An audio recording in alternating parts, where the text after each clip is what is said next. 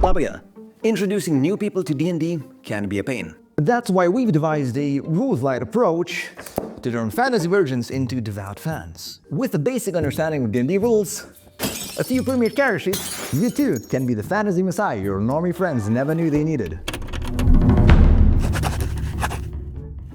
Picture this. A group of your open-minded normie friends decided they'd like to try D&D. You're excited.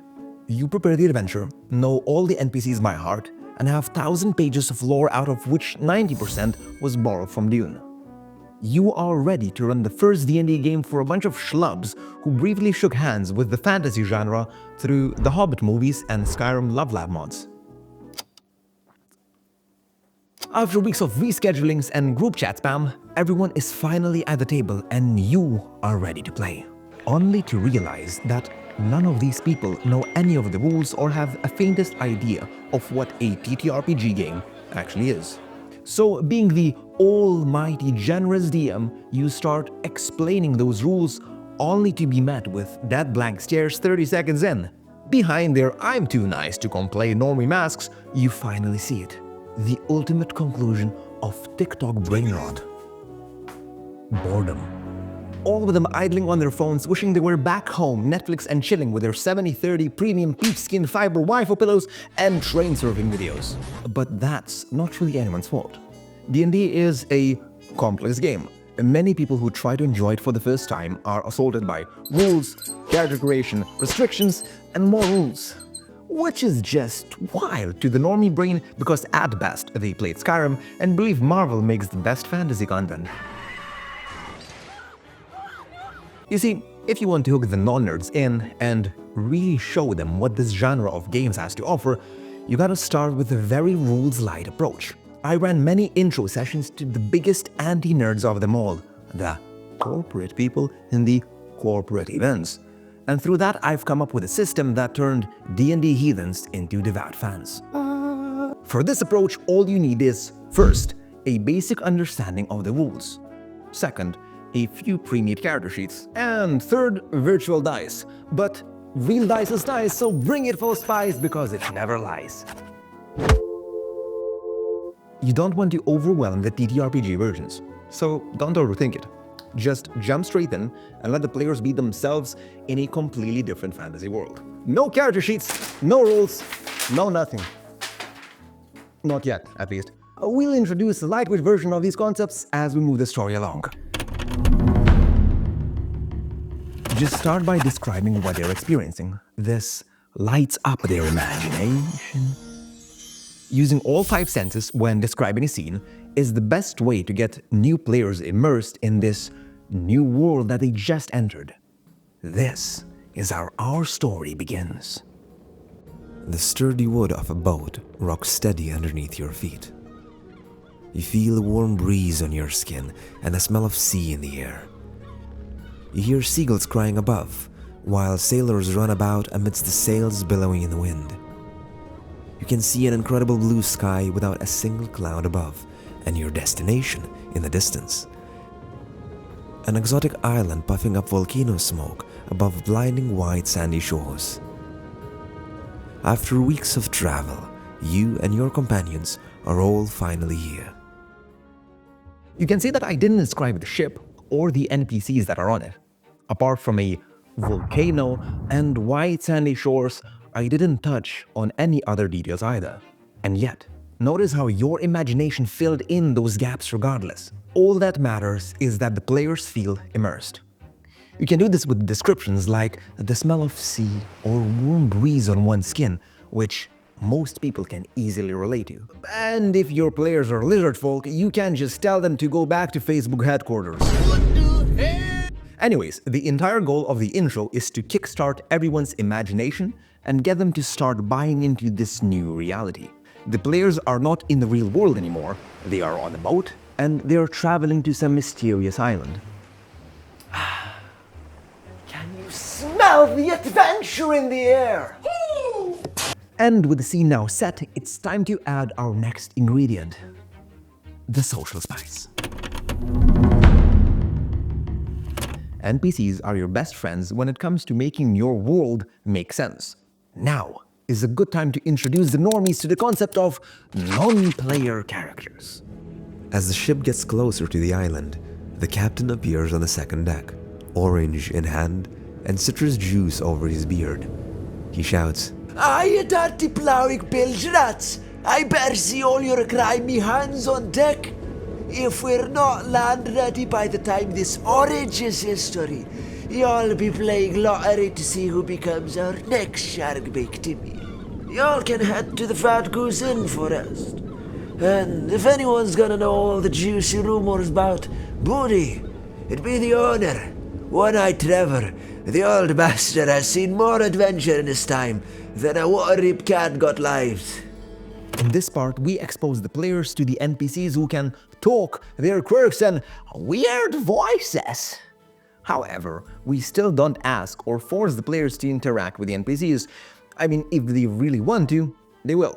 Most people new to D&D prefer to sit and observe to get a feel for what's going on. Here, we give them just that. Social anxiety is for later, but suffering is unavoidable, so we introduce the players to a different source of unnecessary anxiety in a fantasy world: decisions. Making decisions can be scary. Analysis paralysis riddles our elder doomscrollers' minds. A normie brain might implode if you put it on a spot with an open-ended question like, "What would you like to do next?"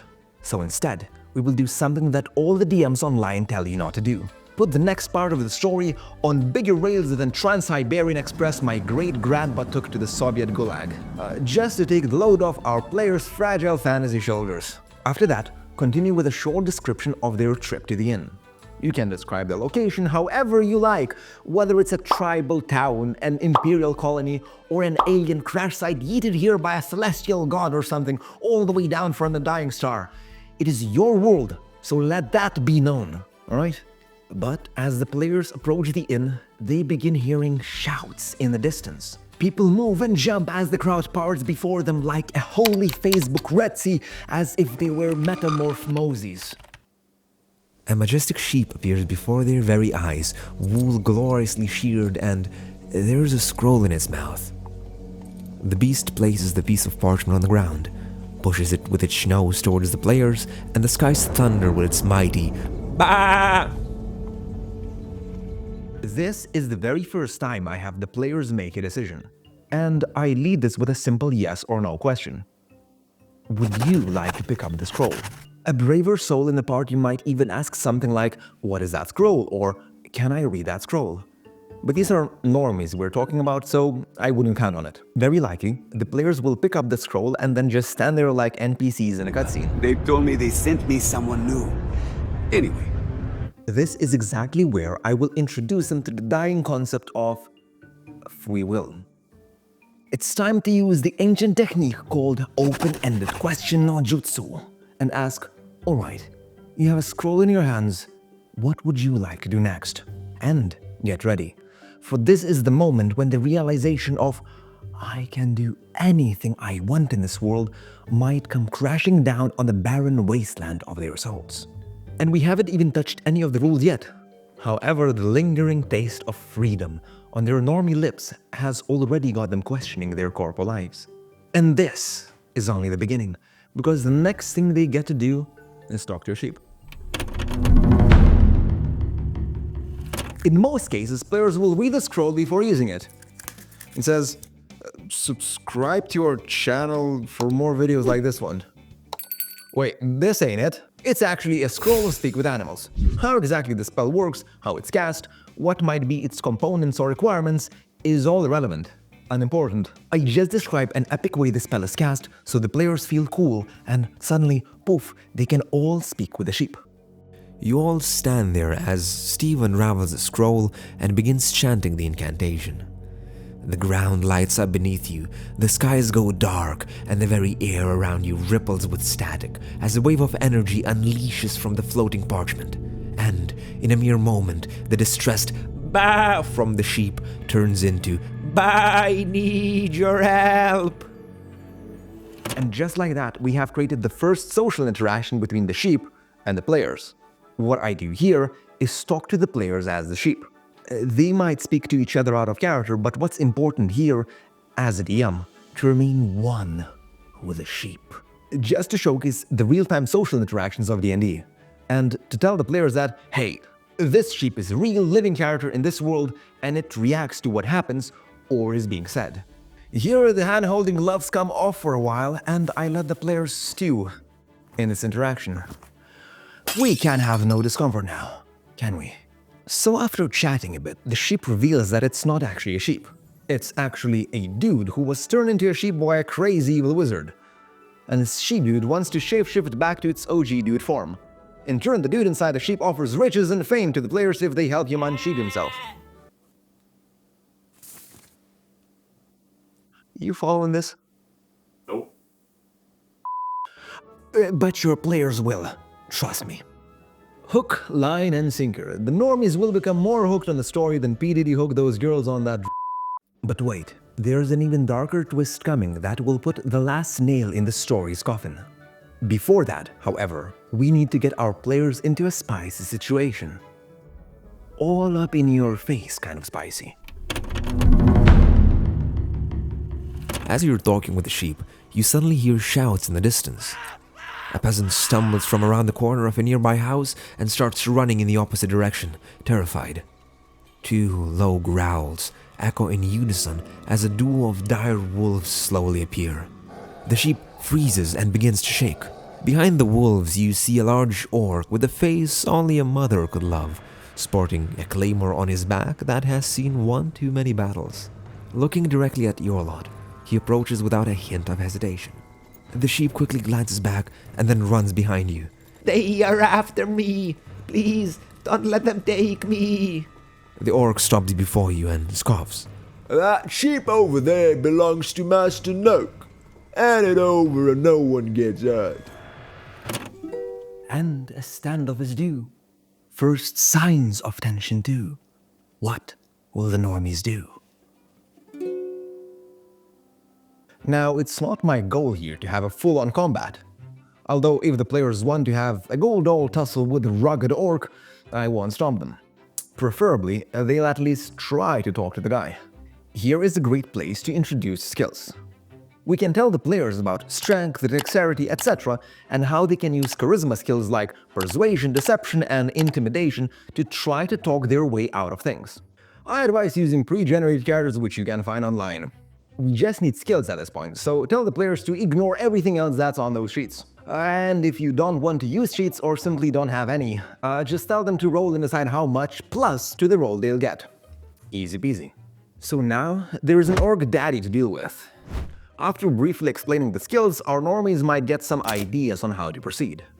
Janet over here might even say something like, I want to use persuasion to persuade this orc daddy to leave us alone. No, Janet. That's not how it works.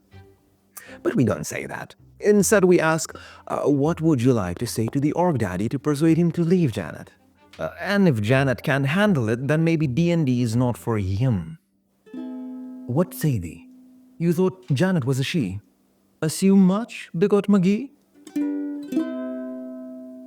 No, but in all seriousness, we want our players to have their first D&D experience to be positive. So don't push them if they're not into role-playing the conversation.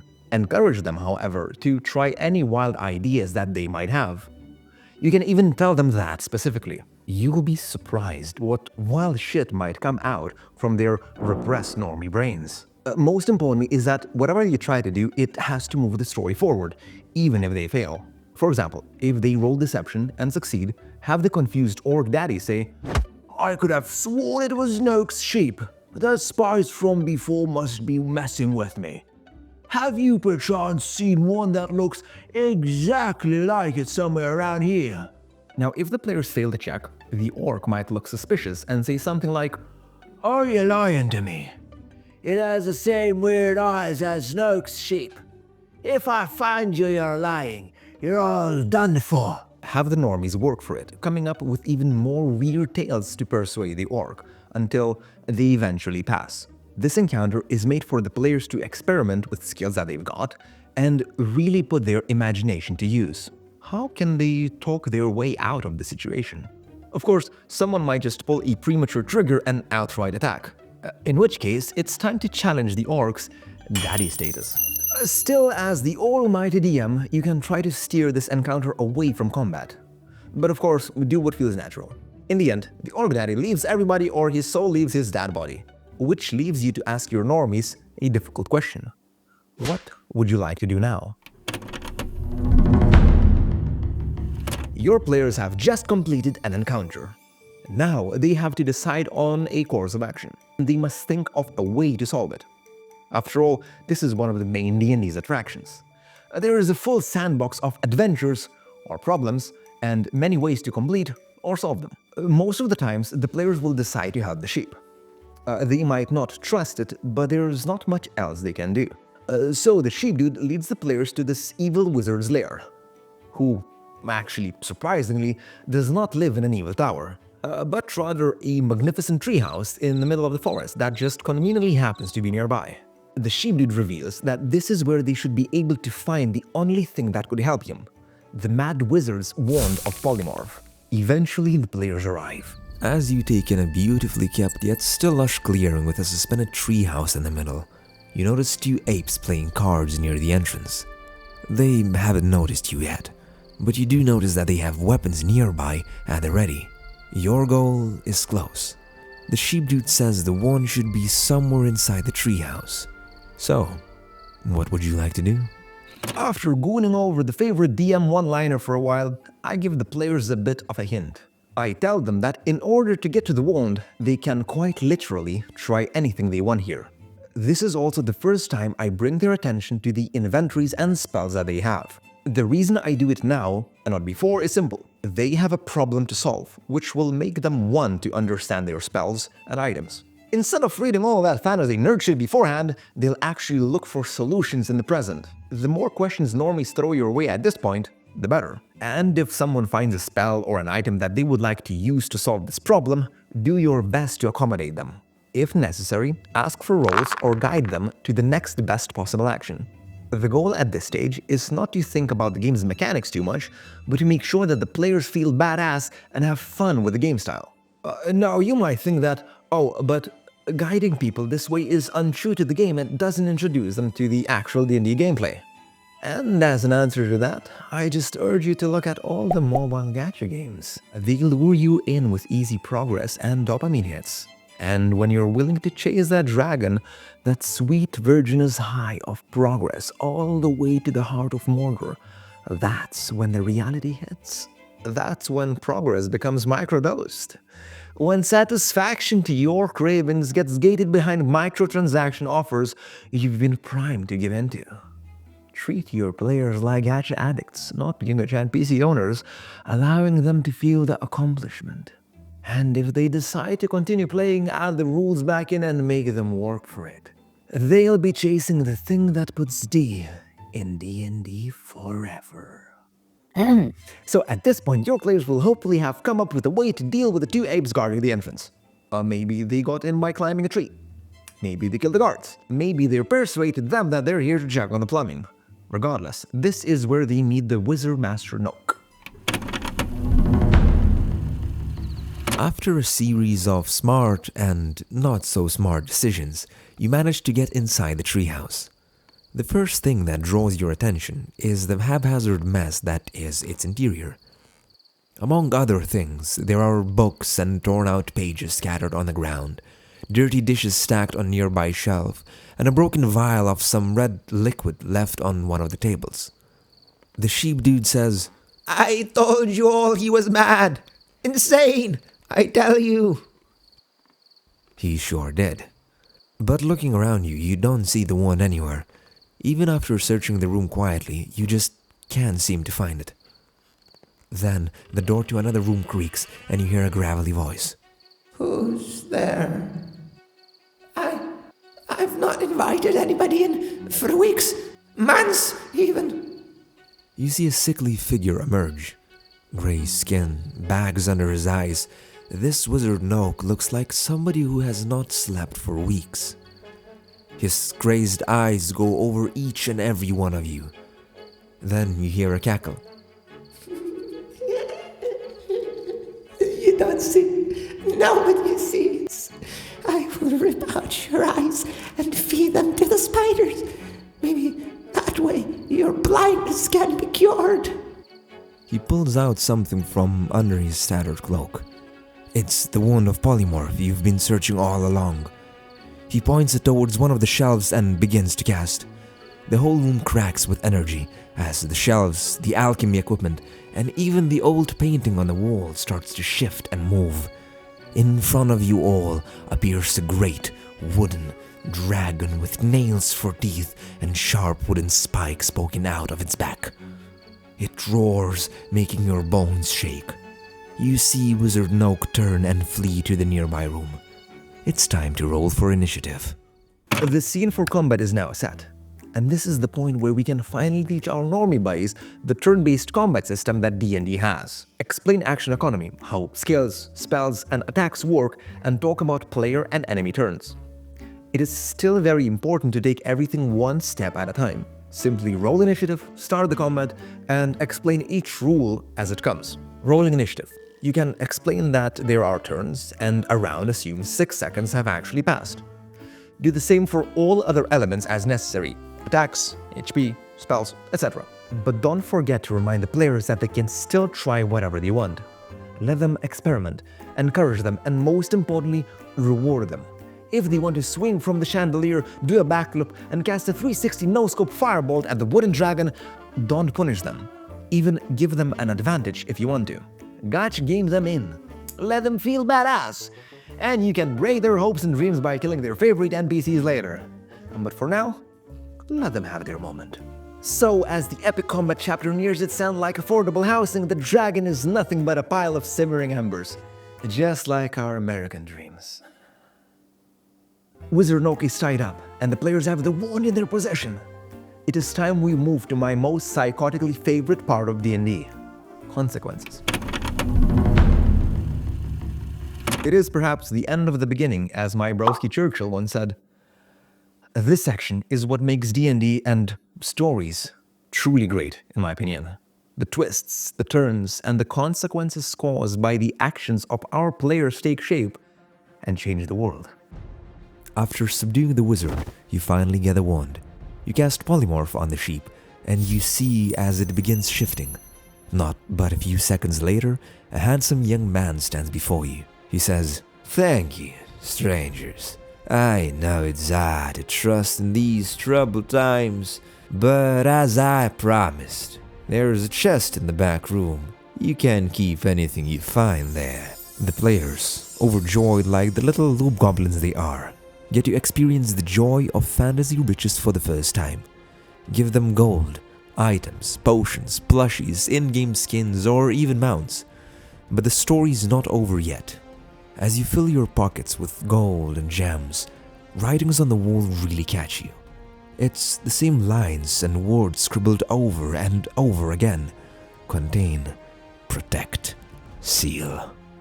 Weird. You feel the hairs on the back of your neck stand up. That's when you hear the young man's voice.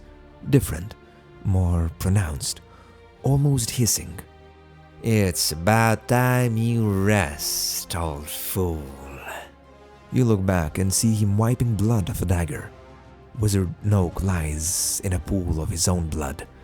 The young man looks back at you, a twisted smile plastered on his face. "I know it's hard to trust, and it becomes so much harder over time." His eyes turn red as he raises his hands, slowly ripping his own face off. Dark indigo scales expose themselves to the air, peeking from behind the dripping flesh and blood. "My sincerest thanks. We will see each other again, I'm sure of it. Enjoy your riches and undoubtedly fame that will come with it." And then, just like that, the creature disappears into a dark vortex that makes reality around it shake. And with that, we end the session. This last twist is not something that you must do at the end. However, I always find that having a good cliffhanger really hooks the players to the story. especially when their actions cause the consequences. Now, if you find that your normie friends still haven't left their boring corporate jobs and still refuse to admit that they want to play D&D full-time, well, that's completely fine. Some people are too far gone. And I do mean that this hobby is just not for everyone, after all. Although we all know who is objectively wrong in this case. Some of you might have noticed that the story is somewhat familiar. That's because it is. It's my own adaptation of a fantastic little one-shot by Winghorn Press called The Wild Sheep Chase. Now, if your normie friends become hooked on D&D and want to start playing this game for real, check out our video on how you can create an objectively incredible start to a campaign. For real. But as always, stay curious.